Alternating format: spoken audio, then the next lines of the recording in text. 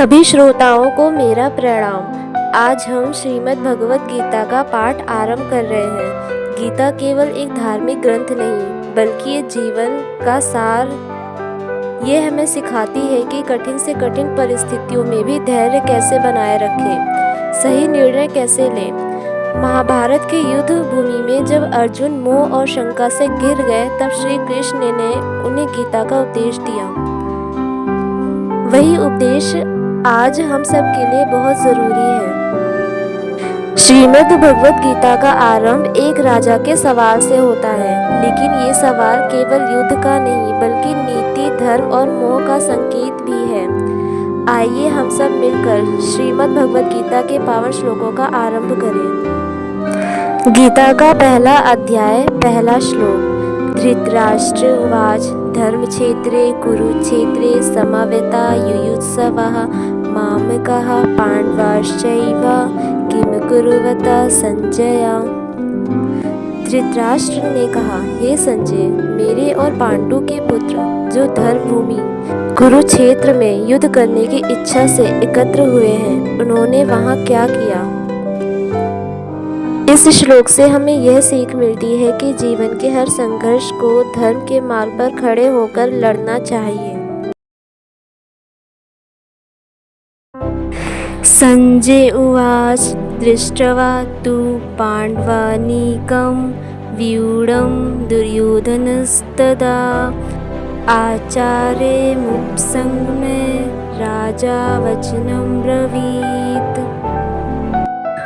संजय ने धृतराष्ट्र से कहा, हे राजन, जब राजा दुर्योधन ने पांडवों की सेना को युद्ध के लिए व्यवस्थित रूप से खड़ा देखा, तब वह अपने गुरु आचार्य द्रोण के पास गया और उनसे ये शब्द कहे।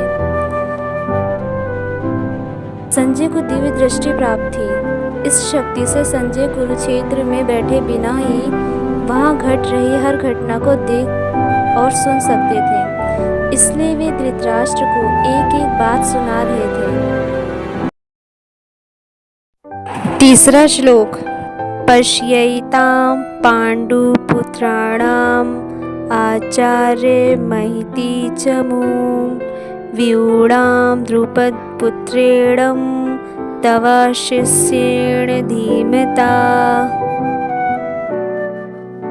अर्थात दुर्योधन द्रोणाचार्य से कहता है, आचार्य, देखिए ये पांडु पुत्रों की विशाल सेना, जिसे आपके ही बुद्धिमान शिष्य द्रुपद पुत्र ने बड़े कौशल से व्यूह रचना करके खड़ा किया है।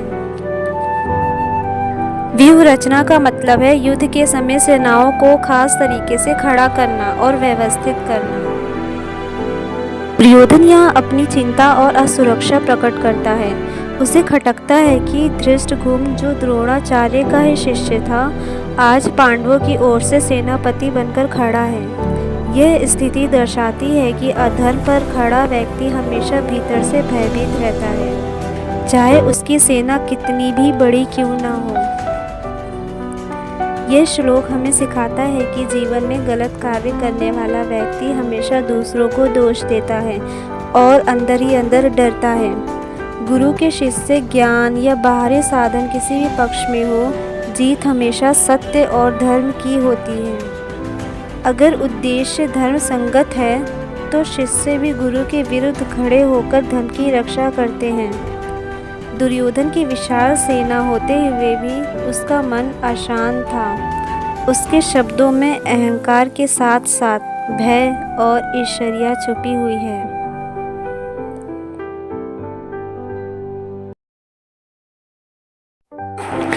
अत्र शूरा महेश्वासा भीमार्जुन समायुधि युयुधानो विराशश्च द्रुपदश्च महारथः। इस सेना में बड़े बड़े धनुर्धर और पराक्रमी योद्धा हैं, जो युद्ध में भीम और अर्जुन के समान पराक्रमी हैं, जैसे युयुधान, विराट और महारथी द्रुपद। यहाँ धृतराष्ट्र को संजय बता रहे हैं कि पांडवों की सेना में कितने महान योद्धा मौजूद हैं। भीम और अर्जुन जैसे वीरों के बराबर शक्ति रखने वाले योद्धा भी पांडवों की ओर से युद्ध में खड़े हैं। ये संदेश कुरुक्षेत्र की भूमि पर पांडवों की शक्ति को दर्शाता है। धृष्टकेतुश्चेकितानः काशीराजश्च वीर्यवान् पुरुजित कुन्तीभोजश्च शैब्यश्च नरपुंगवः। उनकी सेना में धृष्टकेतु, चेकितान, पराक्रमी, काशी नरेश, पुरजित, कुंतीभोज और महान योद्धा शैब्य भी हैं। इन नामों से हमें ये ज्ञात होता है कि पांडवों का साथ देने वाले केवल रिश्तेदार ही नहीं बल्कि कई राजवंश और वीर योद्धा भी थे। धर्म की रक्षा के लिए सबने एकजुट होकर युद्ध में भाग लिया। इससे हमें ये शिक्षा मिलती है कि सही उद्देश्य के लिए जब लोग एक साथ खड़े होते हैं तो बड़ी से बड़ी शक्ति को भी पराजित किया जा सकता है। युधामन्युश्च विक्रांताः उत्तमौजाश्च वीर्यवान् सौभद्रो द्रौपदेयाश्च सर्व एव महारथा। उनकी सेना में पराक्रमी युधामन्यु, बलशाली उत्तमौजा, अर्जुन का पुत्र अभिमन्यु और द्रौपदी के 5 पुत्र भी हैं। ये सभी महारथी हैं। यहाँ विशेष रूप से अभिमन्यु और द्रौपदी के पुत्रों का उल्लेख हुआ है। ये दर्शाता है कि ये युद्ध केवल बड़ों का नहीं था बल्कि नई पीढ़ी भी धर्म और न्याय के लिए बलिदान देने को तैयार थी। इससे हमें ये शिक्षा मिलती है कि धर्म की रक्षा और सत्य के मार्ग पर चलने के लिए हर पीढ़ी को अपना योगदान देना होता है। इन 3 श्लोकों से हमें ये समझ आता है कि महाभारत का युद्ध केवल एक राज सिंहासन की लड़ाई नहीं था। ये सत्य और असत्य के बीच का संघर्ष था।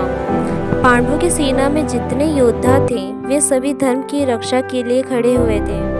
हमें ये भी अपने जीवन में याद रखना चाहिए कि जब हम सच्चाई और न्याय के मार्ग पर चलते हैं तो हमारे साथ हमेशा सही लोग जुड़ते हैं और यही सच्ची विजय है। अस्माकं तु विशिष्टा ये तान्त्रिबोध द्विजोत्तमः नायका मम सैन्यस्य संज्ञार्थमतान् ब्रवीमि ते।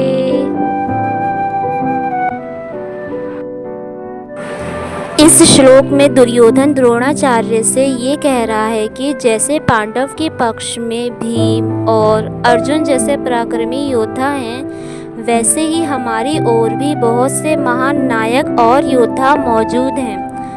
वह द्रोणाचार्य को ये बताकर आश्वस्त करना चाहता है कि हमारी सेना भी किसी तरह से कमज़ोर नहीं है। भवान् भीष्मश्च कर्षश्च कृपश्च समितिञ्जयः अश्वत्थामा विकर्षश्च सौमदत्तिस्तथैव च। इस श्लोक में दुर्योधन अपने गुरु द्रोणाचार्य से कह रहा है कि हमारी सेना में कई महान योद्धा हैं। भीष्म पितामह, कर्ण, कृपाचार्य, अश्वत्थामा, विकर्ण, इन सबका युद्ध में अद्वितीय कौशल है। यहाँ दुर्योधन अपनी सेना की शक्ति दिखाकर आत्मविश्वास बढ़ाना चाहता है। भीष्म जैसे महायोद्धा जो अपने वचन और धर्म पालन के कारण कौरव पक्ष में खड़े हैं, उनकी उपस्थिति ही बड़ी ताकत थी। कर्ण अपने पराक्रम और दानवीरता के लिए प्रसिद्ध थे। कृपाचार्य अजय योद्धा और द्रोण के समकक्ष विद्वान गुरु थे। अश्वत्थामा को अमरता का वरदान मिला था। विकर्ण धर्मप्रिय पुत्र था जिसने द्रौपदी चिरहरण में भी असहमति जताई थी। भूरिश्रवा भी युद्ध कला में प्रवीण थे। इस श्लोक का गहरा संदेश है कि केवल बड़े योद्धाओं की गिनती से जीत तय नहीं होती। ये दुर्योधन के अहंकार और अपने बल पर अधिक भरोसे को दिखाता है। लेकिन इतिहास गवाह है कि जब धर्म के विरुद्ध किसी की शक्ति लगती है तो चाहे कितना भी महाबली हो, हार निश्चित होती है।